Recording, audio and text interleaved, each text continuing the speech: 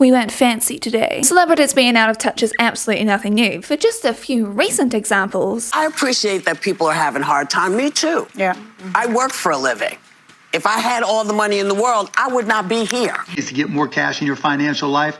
Number one, save. You don't need that extra latte, that extra streaming subscription, going to that fancy dinner. there's nothing quite like the billionaire telling peasants off that it's their own fault that they're suffering. It seems like nobody wants to work these days. I mean, why isn't everybody thriving? Since 2020, a lot has happened. The BLM movement got taken seriously by white people, and class consciousness grew at the same time that wealth disparity kept on growing, and actually getting worse because of billionaires and super rich people taking advantage of the pandemic. A new billionaire was being created every 30 hours whilst other people kept getting poorer. March of 2020, the US had 614 billionaires who owned a combined wealth of 2.94 trillion US dollars, which is an unfathomable amount of money.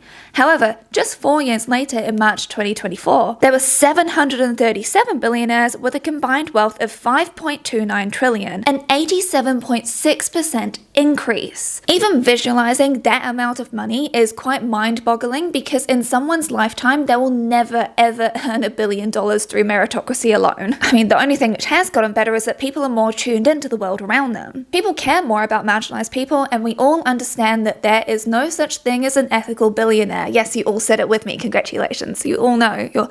You're on the right channel. But celebrities and super rich just keep on falling out of favor with the regular folk. There is a lot more side-eyeing happening, and people are falling out of love with celebrities who they've previously held in really high regard, or they're losing respect for them. Does everybody else feel the disillusionment setting in? Kiera Knightley is the latest in a string of celebrities who have shown that privilege means not having to care, and also not feeling bad about not caring. She's taken on the role of Professor Umbridge in the full cast audio editions of Harry Potter, and she was asked in this interview, where she was promoting a different movie, if she knew about the boycott which has been happening about JK Rowling and Harry Potter for the past few years. And the video interview is somehow worse than if I just read the quote directly out to you. So let's watch it together. I saw you're voicing Professor Umbridge in the new Harry Potter audiobooks. I was wondering, are you aware that some fans are calling for a boycott, given JK Rowling's ongoing campaign against trans people? I was not aware of that, no. I'm very sorry. I think we're all living in a period of time right now. We're all going to have to figure out how to live together, aren't we? And we've all got very different opinions. So I hope that we can all find respect. And people call me condescending. She was being incredibly patronizing and cruel here. I'm very sorry. That's not a real apology. That's given me the exact same vibes as when Buzz was apologizing to Kevin in Home Alone 2. Kevin, I'm sorry. Beat that, you little trout sniffer. Fellow millennials, we remember that frustration. Any of us finding out that someone is a bigot wouldn't be giggling about it and then saying like, oh, well, we all just need to get along. Like, as if JK Rowling is just saying that she likes pineapple on pizza, which is a crime to some people, but I like it.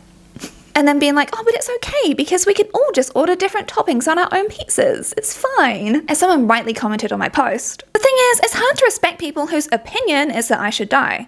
It has to be reciprocal, you know? It's so interesting to me how respect is always meant to go one way. The coexisting and respect is always meant to be from the marginalized group towards the oppressor. Sweetie, that's not coexisting, that's subjugation. That's forcing people into a closet. That is people unaliving themselves because they do not feel safe. And let's be real, the bar is pretty low when it comes to the general public and celebrities. We're like, do you agree that everyone should have human rights?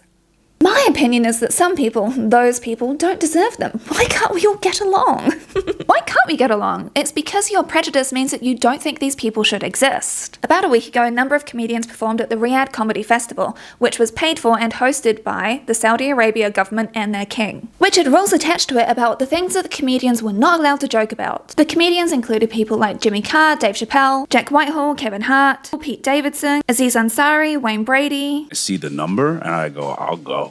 Okay. But the person that I was most shocked to see was Bill Burr. However, his response and justification of how great it is afterwards really showed a lot of troubling things, including his very overt racism. I literally think I'm gonna fucking land, and everybody's gonna be screaming, "Death to America!" And it showed how much he values capitalism above all else as a marker of morality. Is that a Starbucks?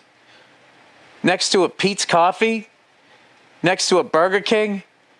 next to a McDonald's, next to a Pizza Hut. So he's judging morality by signals of American capitalism. Does the dude also think colonialism is good? Probably, with this take. He takes that as a signal of how ethical they are, rather than the fact that Saudi authorities have executed at least 241 just in the year of 2025 as of the 5th of August. Or the fact that women are completely subjugated there. And being LGBTQIA+ is a crime that could get you killed. Trevor Noah has come to the comedian's defense saying that everyone has a price, and the thing is that the US has problems as well, so it's a bit hypocritical of us to be like, well, you can't go performing there for this reason and that reason, because, well, the US, you're having your speech taken away from you if you can't say a bad thing about Charlie Kirk, for example. So who are they as Americans to judge? He said that he does comedy shows in India and he doesn't go questioning or throwing Modi under the bus, but the Indian government isn't funding his comedy shows over there or telling him rules that he has to abide by. He goes there to perform shows paid for by the people, for the people. The more accurate equivalent would be if these comedians were going to a Trump rally or Trump's inauguration, taking that money from him and following his rules about what he wanted to be said, showing that they side with Trump, you know, like Carrie Underwood did. I like Trevor Noah and I usually agree with him, so it was really concerning seeing him have this take. And the blatant hypocrisy of Jimmy Carr and Dave Chappelle, who are the free speech kings, going there, accepting all of this money and being like, oh, you've got some rules that I need to abide by? That's totally fine.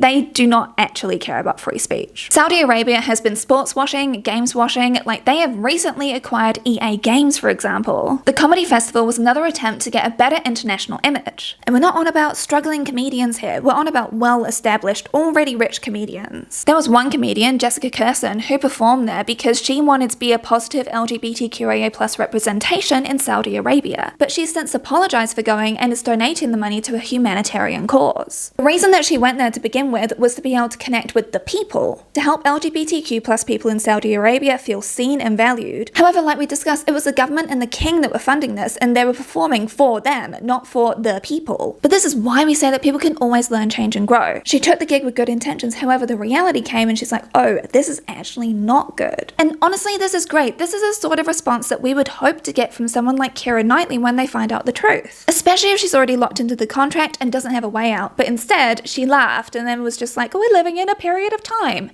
No Sherlock. When we find out a favourite of ours or someone that we're a fan of believes terrible things or has done terrible things, we usually reel from that. I've sadly dealt with this many times in life, and I've also made videos about this experience. It is not a fun one to go through. But it seems that people are really starting to get over celebrities because of their lack of care and proud ignorance. Charlie Kirk passing brought a lot of white women out of the MAGA woodwork, and people who sympathised with him and thought he had some decent things to say, such as Kristen Chenoweth, who has a giant LGBTQIA+ following. She said in her post that she appreciated some of his perspectives, but it's like, which ones? The racism? The misogyny? The homophobia? I asked my patrons about it and they brought up people like Gwen Stefani, who Matt Bernstein has this fantastic video, which I will link for you down below, on her journey from feminist all the way to, what she's become now, fascist. Alison Mack doing all of that stuff with NXIVM really broke someone's heart. Like, we can acknowledge that it's a nuanced case, and you can watch this video from Coffee and Cults all about it. However, it is horrific, the stuff that happened. In 2020, RuPaul had fracking go on his vast amount of land that he owns. People were rightfully upset about this because it does huge environmental damage, and it didn't need to be done. He is so rich. So ridiculously rich. This article cracks me up because he remains defiantly annoyed about the matter, saying, I can't say this with a straight face, do you buy gas? Before you point the finger, smell it first, bitch. I don't want to hear any goddamn excuses anymore. There is such a big difference between having to buy petrol in order to be able to get around, especially in the US where there is terrible public transport, and exploiting the vast land that you own and wrecking the environment around you because you want to make some more money. Like, come off it. The cheek, the nerve, the gall, the audacity, and the gumption. And this soul-crushing experience happened in real time as I brought this topic up to my patrons asking for examples. One of them shared how disappointed they were about the Backstreet Boys when Brian came out as a hard-out MAGA dude. But Brian has been on Trump's side for a very long time. Even back when he first got elected, Brian was standing behind him then. He got directly approached to see if they would perform at his inauguration. The guys weren't really all that keen, but they said it was about scheduling issues, you know, they've got to perform in Las Vegas. But Brian said, I have faith in his character, his beliefs, and his balls. I can't believe this is a real quote from 2017, but here we are. The Backstreet Boys performed at the Sphere in Las Vegas earlier this year, and this is when a whole bunch of people discovered that Brian was MAGA. People were very angry and upset about this. However, as we've seen from this clip, he's been this way for nearly a decade now. I guess it just shows how irrelevant he is. And yet another Backstreet Boy, Howie, performed at Mar-a-Lago in 2024. Thanks very much to my patron who shared this video with me. Just imagine how unseasoned the food is in that place. It hurts when you look at someone who doesn't respect basic human rights, because we are at that point now. Voting Republican in the USA is voting against women's bodily autonomy. It's voting to strip LGBTQIA+ people of their rights. It's voting to round up immigrants and illegally imprison them, and so much more, which is constantly happening in the US now. Fascism is crashing through the door, and like I said, people just want the bare minimum of like, please say that people deserve human rights. Like, that's where the bar is. It's in hell. Lesbian and trans rights, absolutely. Love is love. It conquers all. Doesn't matter where you are, what you're doing. As long as you're not hurting animals, I'm all about it. So you can go for it. And I will stand up for you and the community whenever possible I can. Twitterverse controversy around JK Rowling's views impact you at all, or impact your work in the world at all? No, I can't say it does. I'm not really that attuned to it. The only thing I always remind myself is that I've been lucky enough to travel the world. Here I am in New York, and I have not seen anything bring the world together more than Potter. We have to talk about Joanne and why this in particular is such a big deal. Most of the actors who have agreed to work on these Harry Potter projects are, British, innit? Not John Lithgow though. He had a very good friend who is the mother of a trans child beg him not to do the project. He said, I thought, why is this a factor at all? I wonder how JK Rowling has absorbed it. I suppose at a certain point I'll meet her, and I'm curious to talk to her. As for whether criticism had soured the role for him, Lithgow replied, oh heavens no. He really is like Lord Farquaad, but the uncensored version. You're a monster! Gingy was foreshadowing like 20 years in the future. Who knew? Eat me! In the UK, the issue of trans rights has been heavily covered in the news, and sadly, TERF's a very strong group of people over there. But they frame it as protecting biological women, as I've talked about in 2 other videos. Even though we left the UK when I was only 15 years old, I still feel like it's my duty to talk about this stuff and debunk this BS. Anyone who's trying to say these actors are just too busy to keep up with the news. Their agents are literally employed to have their ear to the ground on everything, so there's actually no excuse here. Side note, but also important, when the TV series comes out, I really do not want people shaming and shading the kids involved, because the kids don't know any better. Like, the parents, we can side-eye them, but please don't throw hate at the kids. Adults who have joined the cast and don't care, they can get criticized. JK Rowling is so hateful so often that even Elon Musk has asked her to please talk about something else. It's not like she's been a closeted bigot. For those who don't know, TERFs are trans exclusionary radical feminists. However, to me they are not feminists, because feminism in this day and age is intersectional feminism, as was coined by Kimberly Crenshaw in 1989. It explains how people's social identities can overlap, creating compounding experiences of discrimination. Like, I am a married cisgender white woman, so my level of privilege is higher than that of like a black disabled lesbian, for example. JK Rowling and Harry Potter are inextricably linked. There is no separating the art from the artist. Any movie stream, any theme park ticket, any merchandise bought, anything to do with the Harry Potter franchise directly benefits her financially, and she has been using her money to attack trans people, honestly. She was fundamental getting the UK to pass a law that the only woman is a biological woman. She donated £70,000 to 4 Scotland women who brought about the original lawsuit. And for transparency, they are a TERF organisation. Her transphobia journey started in 2018 when she started liking transphobic tweets. In June 2020, she shared this post and accompanying commentary, and also wrote an entire essay on her own website going against trans people. Daniel Radcliffe, Emma Watson, and Rupert Grint voiced support for trans people because they do not agree with JK Rowling, and they wanted to make sure that people knew that they didn't, because they are all very much linked in with Harry Potter franchise due to people's nostalgia. And like millennials, there is a very close like bond there for a lot of them, for most of them. Here for all of the witches.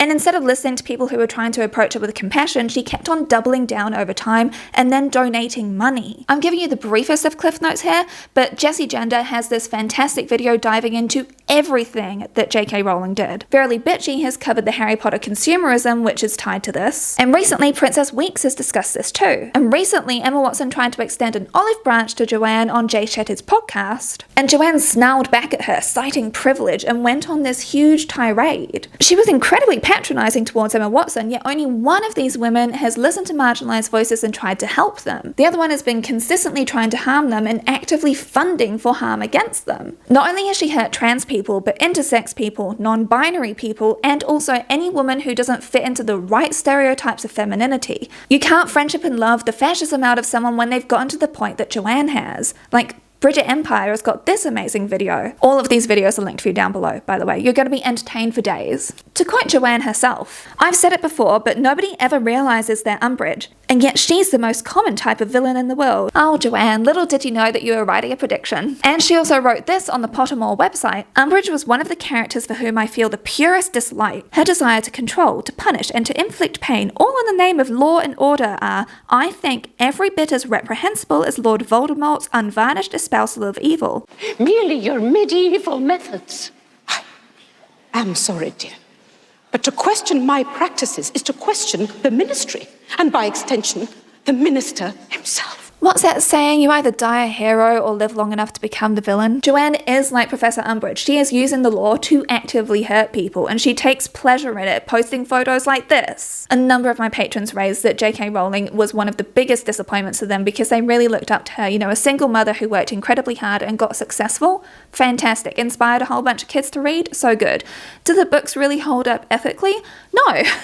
But that's okay. People have done deep dives into that. I'm not going to get into it. So the solutions, which are well known in the Harry Potter fandom by now, are, if you don't already own the physical copies so you can enjoy those yourself, is to get them secondhand or sail the friendly seas, or to enjoy fan-made works instead. And that's how people are still able to get their nostalgic connection fix. I didn't realize how quickly they raised the rent prices, and I'm out here asking y'all to buy my album and shit. I am so sorry, y'all. I'm so sorry. Like, when I was looking at those rent prices, I was so disgusted. Outgrowing your faves is a painful process. Why are you bringing politics into everything?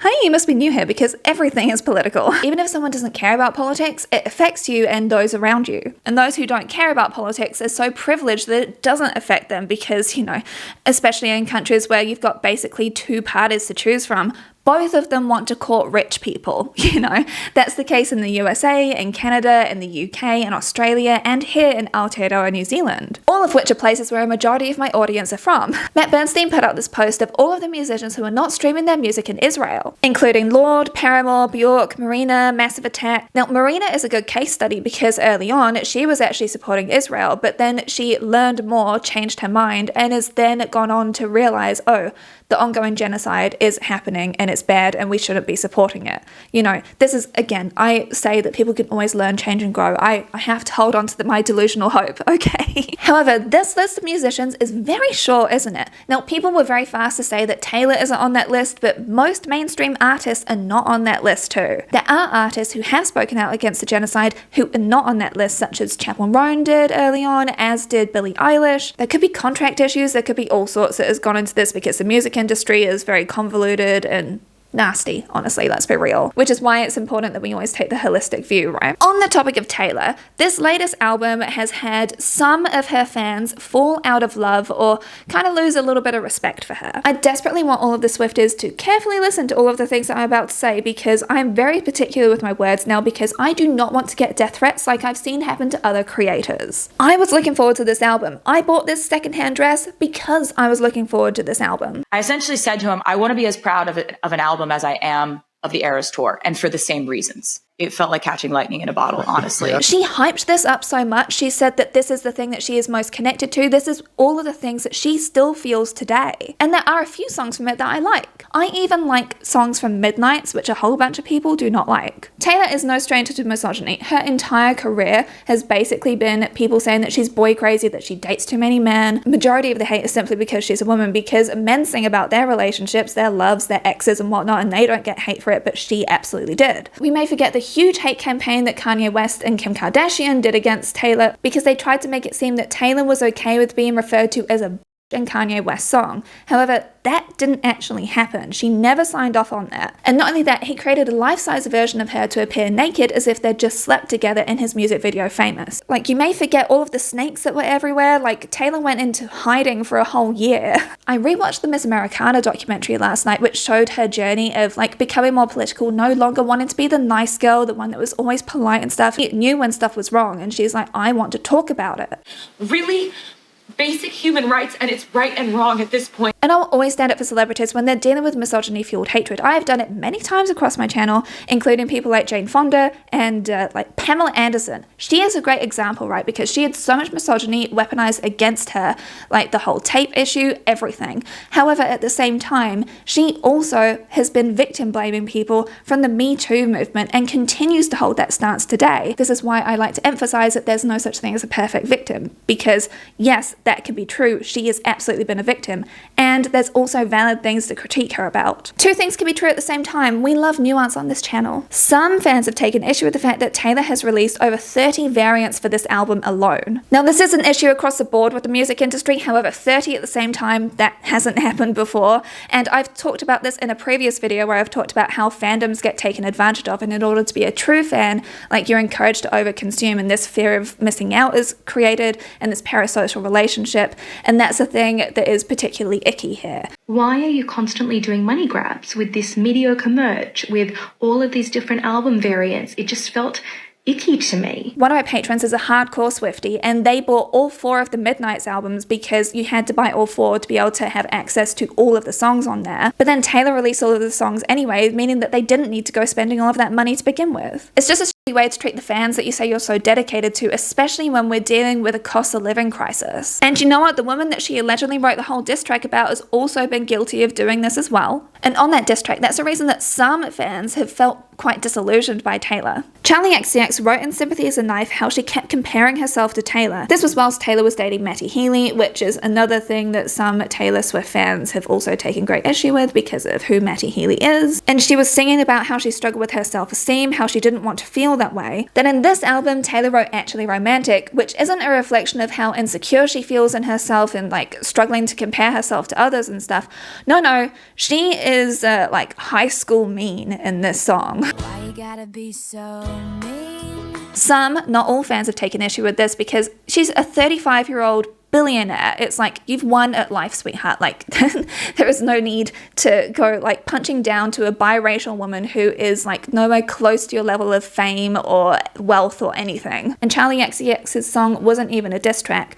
But you know, maybe in Taylor's new like 6-part documentary we'll find out the real reason, because she's giving us a behind the scenes of stuff, so maybe we'll find out some tea there, who knows. This isn't Kendrick calling out Drake's PDF issues, and this is not in the 2000s when Lindsay Lohan and Hilary Duff were like fighting over Aaron Carter. In 2003, when all of this stuff was happening, Hilary Duff was 16, Lindsay Lohan was 17, so they were acting like teenagers, and so people kind of understood that a bit more.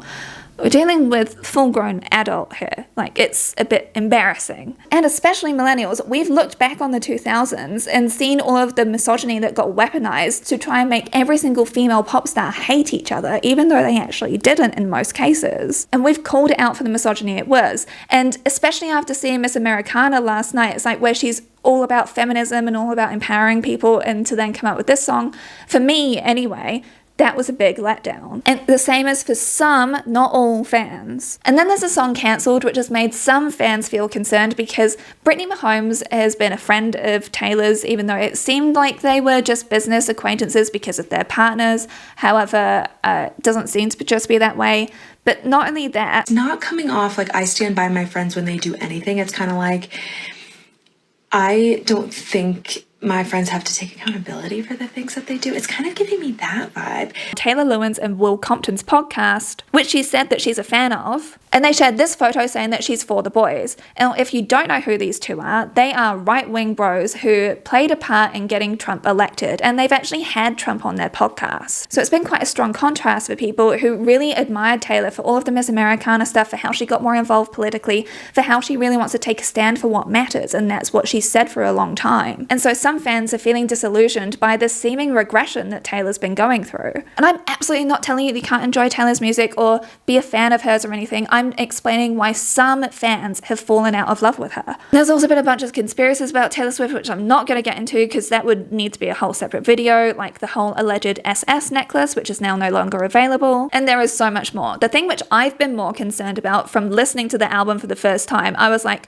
oh, this is like the perfect album that trad wives and right-wing women will love and cling to, and I'm worried about the right weaponizing this album. And then, of course, Evie magazine, you know, right-wing's cosmopolitan answer, came out with this whole article. So that is indeed happening. That's what I've been more concerned about, but that is a future video topic, so subscribe if you haven't yet. Things are bleak, but we are all still trying. There are many celebrities and people of influence who have used their power to do incredibly good things, like Audrey Hepburn, Dolly Parton, Vanessa Redgrave, who, if you haven't seen this video from Be Kind Rewind, I highly recommend it. I'm going to have that linked for you down below.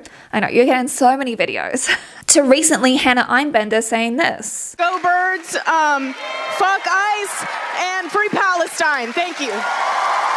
It is so good when we see celebrities take a stand, and like I said, people have been asking for really the bare minimum, like even people wearing those little red I Stand With Palestine pins, like that was huge for so many people. And I remember Kate Blanchett subtly making her dress into a Palestine flag when that was actually banned at this event. There are so many people who have been taking a stand. However, celebrities and rich people will not be saving us, ultimately. I've said it before and I'll say it again. We shouldn't be putting people on pedestals. We need to be our own heroes and build our own communities and find our own local heroes. Focus on where we can help inspire and uplift each other and build that community that we all desperately want and need. Contributing to things like mutual aid, getting involved in local politics, and making sure that the politicians who are elected on the local level, on the country level, like make sure that they work for you because you're the ones that have elected them. Except here in Aotearoa, because so many people didn't vote in their local elections recently. Please vote in your local elections. It makes a huge difference. Whilst we probably won't be able to change a celebrity's mind, we can absolutely have influence on people in our own lives before they start going down right-wing pipelines. It's completely understandable when fans feel let down or betrayed by those they have looked up to. Seeing the callousness to the fact that people are actively discriminated against and they don't care and are happy to just take the money when they're already rich. And especially since voting with our attention and our dollar is kind of the only way that you can have any influence in capitalism. It's why people are encouraging things like the BDS boycott. It makes sense that people want to support those that they are more aligned with. We could be a fan and enjoy someone's artistry, music, or comedy even, and at the same time hold on to our critical thinking. Trust me, I'm not trying to take away anyone's joy here. It's just good to be grounded at the same time.